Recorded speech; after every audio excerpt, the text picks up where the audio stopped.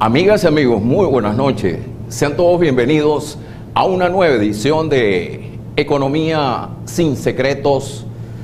Dos hechos han marcado a la política venezolana en los últimos meses.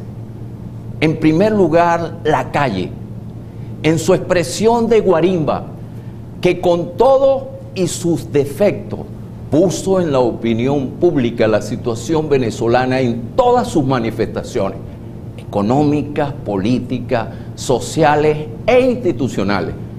Y en segundo lugar, el diálogo entre el gobierno y los representantes de la Mesa de la Unidad Democrática.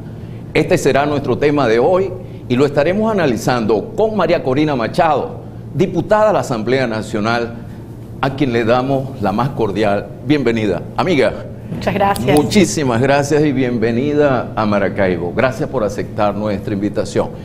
María Corina, comencemos por el origen. La crisis que se vive en Venezuela desde el pasado 12 de febrero, ¿por qué se genera y cuáles son sus causas? Yo creo que los venezolanos tenemos muy claro lo que hoy estamos viviendo, así como lo que queremos para nosotros, para nuestros hijos y para los hijos de nuestros hijos. Desde luego queremos vivir en un país donde exista respeto a los valores humanos esenciales, donde se mantenga la estructura y la unidad de la familia, donde haya justicia, donde haya solidaridad, donde haya respeto y donde haya oportunidades de surgir para cualquiera sobre la base de un trabajo decente, digno y desde luego donde haya libertad. Y nada de esto existe en Venezuela desde hace muchos años, progresivamente se ha ido destruyendo, no solamente las instituciones democráticas, pero también se han ido cerrando las formas de expresión, de denuncia, de movilización. Y cuando tú a un pueblo le cierras las instituciones, ¿quién puede pensar que en Venezuela hoy hay justicia? Cuando tú ves que el año pasado asesinaron a 25.000 venezolanos, un venezolano cada 21 minutos, y la impunidad en homicidios es mayor al 95%. Entonces, cuando no hay instituciones y cuando se va asfixiando vía la censura y la autocensura la posibilidad de expresarte, pues el pueblo tiene dos opciones. Una es claudicar y es aceptar vivir con miedo y cada día con menos libertad, callados, divididos, aterrorizados. La otra opción es insurgir, hacerlo de manera cívica y pacífica.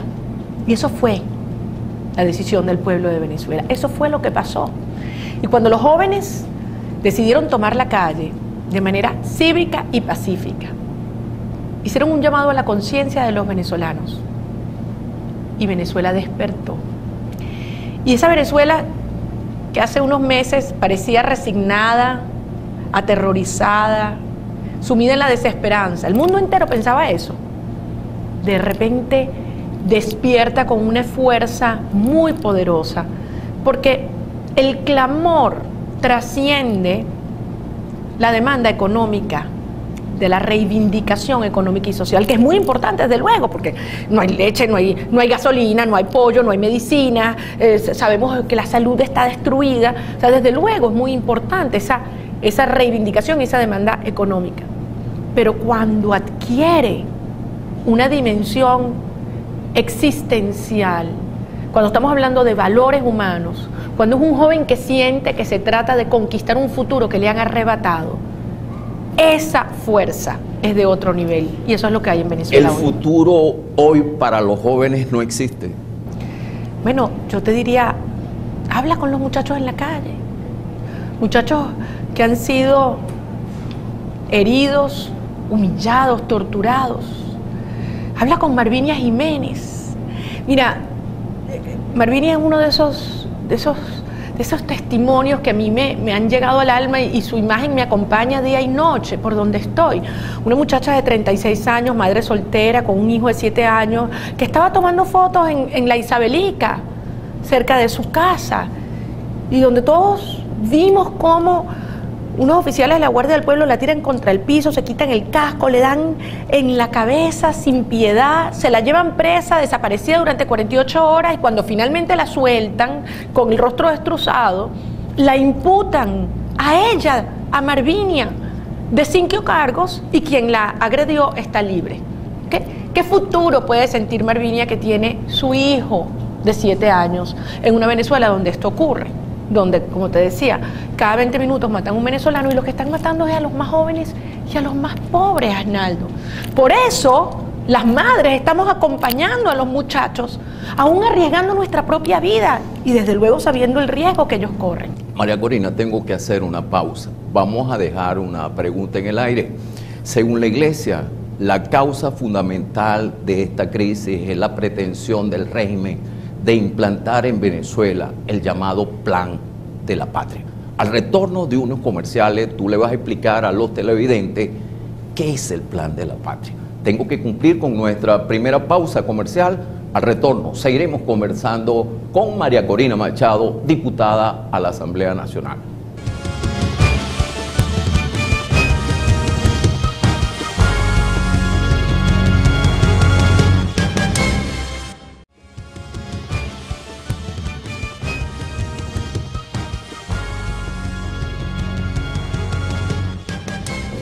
Seguimos conversando con María Corina Machado, diputada a la Asamblea Nacional.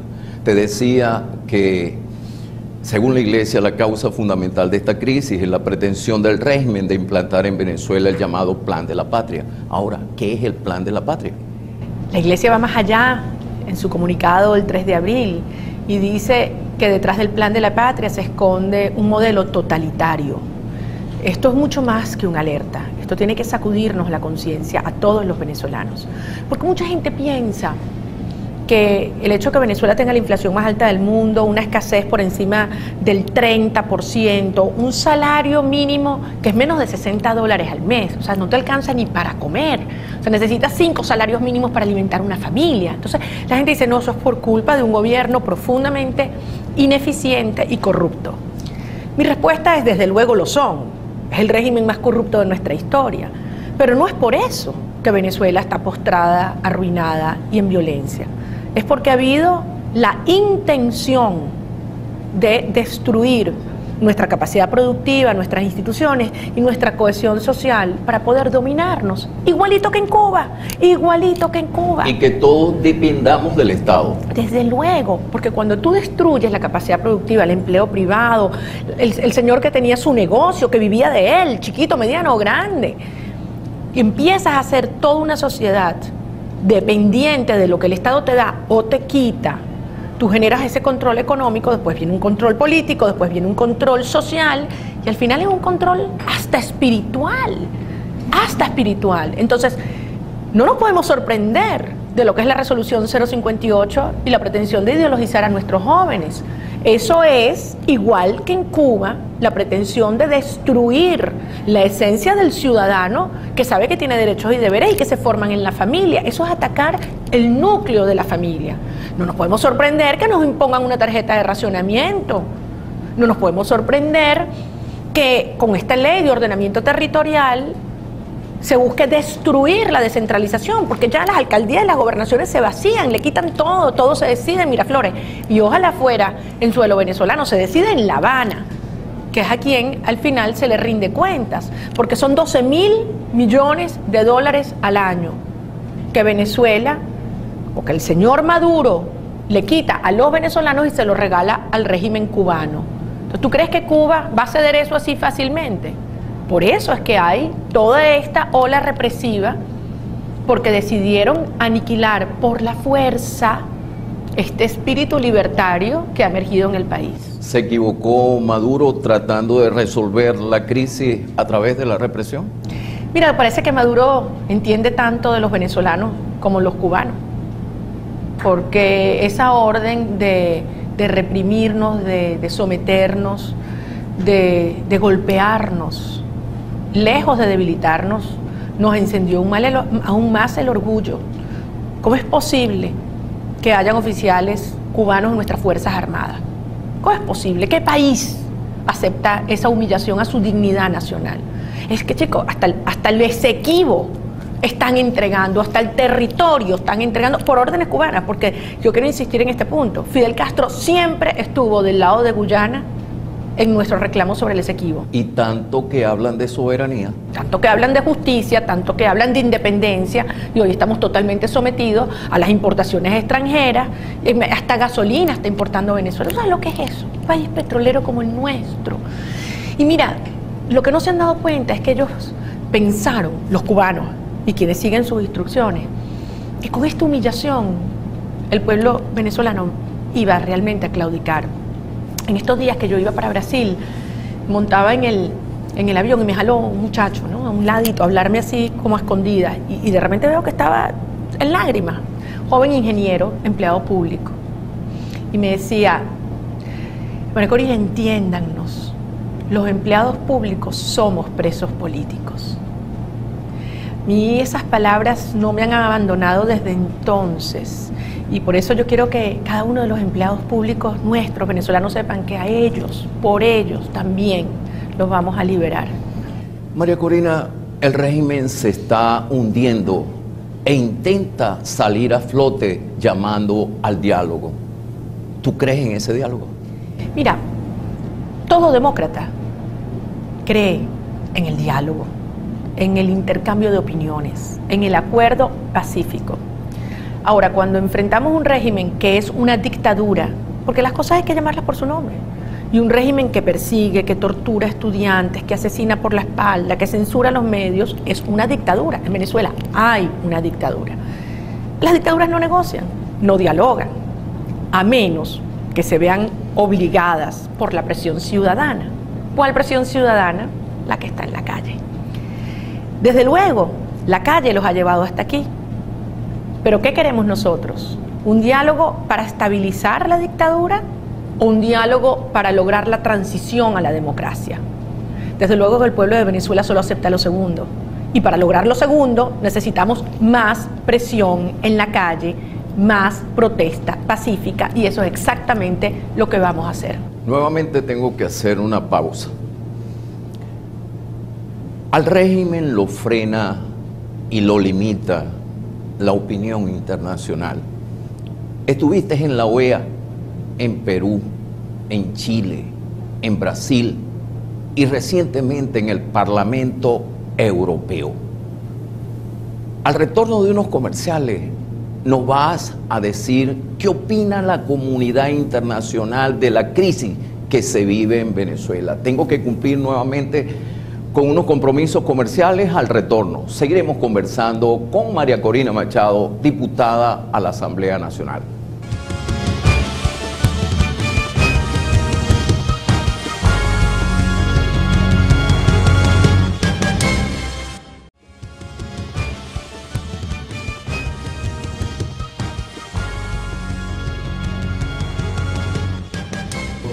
Seguimos conversando con María Corina Machado, diputada a la Asamblea Nacional. María Corina, en todo este periplo que has hecho a nivel internacional, ¿qué opina la comunidad internacional de la crisis que se vive en Venezuela?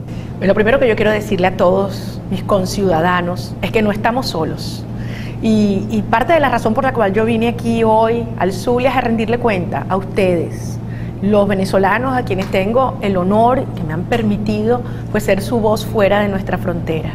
Y cuando yo entro a uno de estos parlamentos, cada uno de ustedes entran conmigo y estamos allí demostrando la fuerza, la pasión y la conciencia democrática del pueblo de Venezuela, que nuevamente conquistará la libertad. Durante años hemos sentido un gran dolor, sí, una gran frustración de ver gobiernos que son democráticos y que se comportan democráticamente en el interior, teniendo una actitud de indiferencia cruel hasta complicidad con la situación venezolana. Todos sabemos por qué. Hay razones económicas, ideológicas o geopolíticas que han hecho que se hagan la vista gorda. En los últimos tiempos eso cada vez se fue haciendo más difícil. Entre otras cosas porque los venezolanos que están viviendo en el mundo entero, no te imaginas, Arnaldo, no te imaginas la labor extraordinaria que hacen como nuestros verdaderos embajadores. En cada pueblo del mundo donde hay un venezolano, hoy está activado y organizado llevando este mensaje de lucha y de conciencia. Y por eso hemos visto como en los últimos tiempos, antes de enero, los parlamentos, sobre todo, comenzaron a pronunciarse. Cuando hubo los golpes que recibimos dentro del hemiciclo, bueno, fueron centenares de parlamentarios que dirigieron comunicaciones al Parlamento venezolano protestando y repudiando lo allí ocurrido. Ahora, en los últimos 2 meses y medio, desde luego, Maduro cruzó una línea roja. Cruzó una línea roja. La violación masiva y sistemática, la tortura, el uso de grupos paramilitares que reciben órdenes desde la silla de Miraflores, como el 5 de marzo, cuando Nicolás Maduro dijo que se activaran para apagar todas las candelitas y aniquilar la protesta. Eso no tiene precedente en la historia venezolana, ni siquiera en las dictaduras militares del siglo XX. Eso no se había visto jamás en Venezuela. Y eso está documentado, videos, fotografías y desde luego los medios de comunicación. Eso le ha dado la vuelta al mundo. Y frente a los derechos humanos violados de esta manera cruel, allí no hay posición ideológica que pueda. Y por eso hemos visto una reacción como no habíamos visto hasta ahora.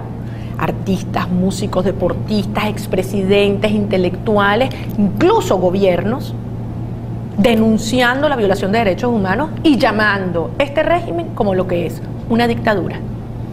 Algo le está causando miedo y malestar al régimen cuando obligado se sienta a dialogar con la oposición. ¿A qué le teme el régimen? A la verdad, a la verdad. Y la verdad no puede ser ocultada y enterrada. Fue por eso que pretendieron callarme cuando fui a la OEA, porque no quería que el mundo escuchara la verdad. Y ese brazo represor que actúa en Venezuela y que censura en Venezuela, llegó hasta la OEA. Pero lo que no se dieron cuenta es que con esa maniobra burda, lo que hicieron fue atraer más atención. Y el mundo entero pasó un día en vilo viendo a ver qué era lo que no le dejaban decir a una diputada venezolana que además iba acompañada de la madre de Geraldine Moreno, Rosa Orozco. Simplemente que le iba a decir al mundo cómo su hija fue asesinada en la puerta de su casa mientras tocaba una cacerola por la Guardia Nacional. Y cómo, habiendo pasado más de 2 meses, ella todavía no ha tenido acceso al expediente de su hija, Geraldine, que por cierto cumplió 2 meses de muerta el día de ayer. Anoche hablé con Rosa. De modo que le tienen terror a la verdad y por eso pretenden callarte a ti, pero no lo logran. Por eso quieren callar a los estudiantes, pero no lo logran y no lo lograrán. Y lejos de debilitarnos, estas acciones nos fortalecen. Haberme acusado de traición a la patria, haberme expulsado por la fuerza del Parlamento, violando la Constitución de una manera monstruosa, lejos de cerrarme las puertas, me ha abierto las puertas de todos los parlamentos. Y a raíz de eso he estado en estos foros democráticos, en mi carácter de diputada, cumpliendo la obligación que asumí con ustedes los venezolanos. Por haber aceptado una credencial de Panamá en la OEA, perdiste tu investidura parlamentaria. Al retorno de unos comerciales, ¿nos vas a decir cómo podemos llamar o calificar a esa interpretación del TCJ? Nuevamente tengo que cumplir con unos compromisos comerciales. Al retorno seguiremos conversando con María Corina Machado, diputada a la Asamblea Nacional.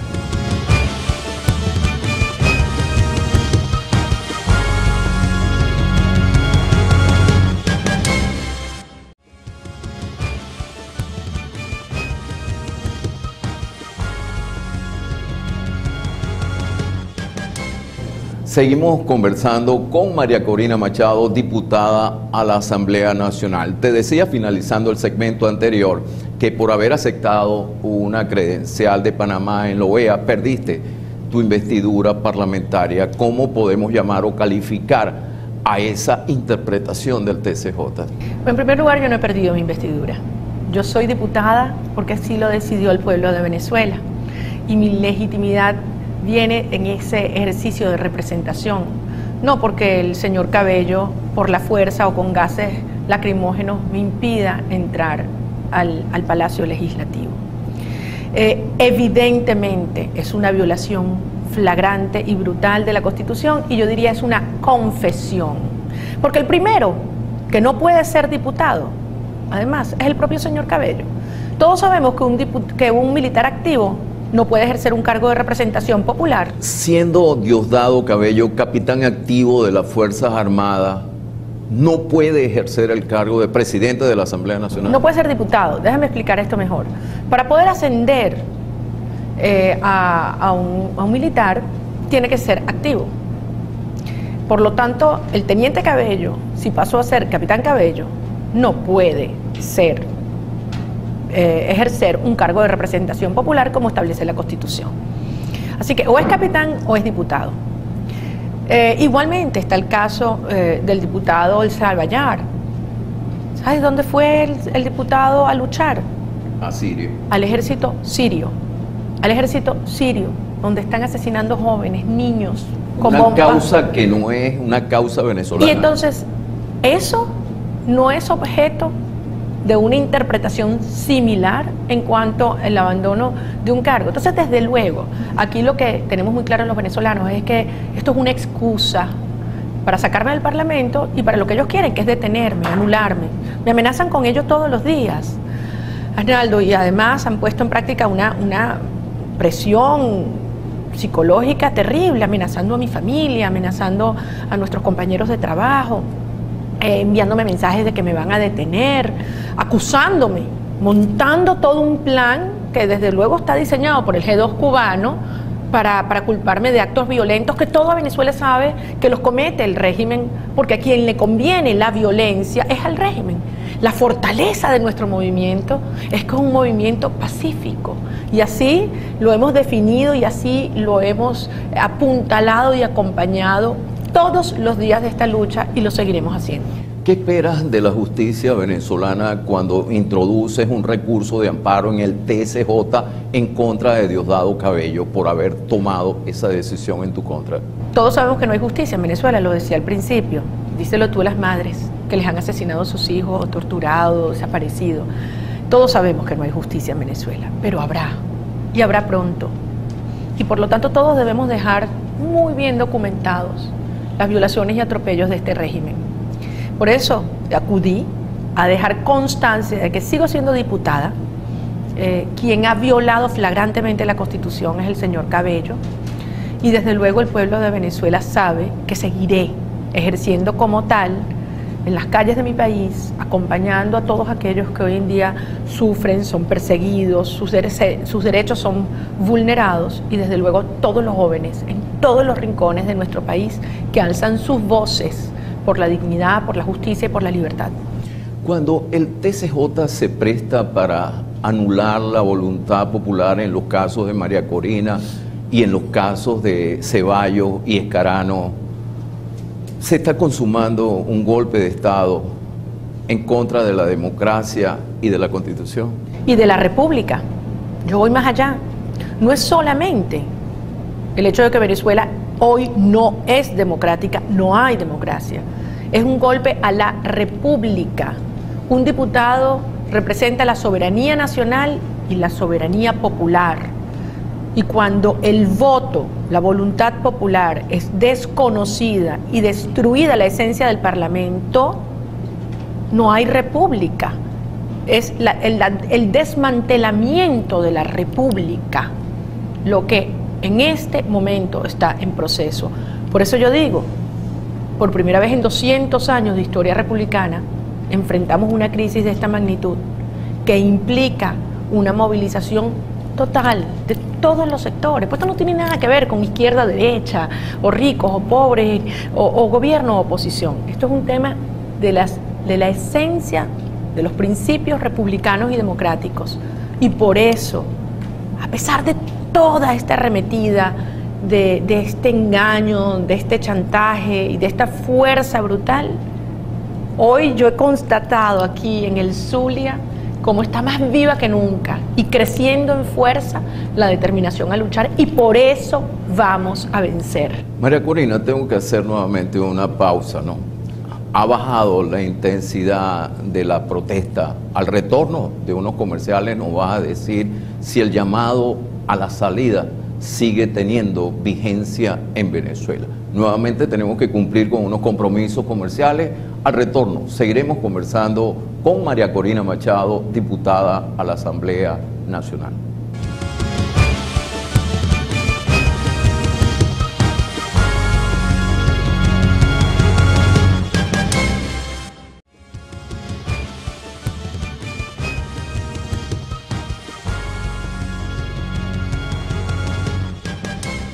Seguimos nuestra conversación con María Corina Machado, diputada a la Asamblea Nacional.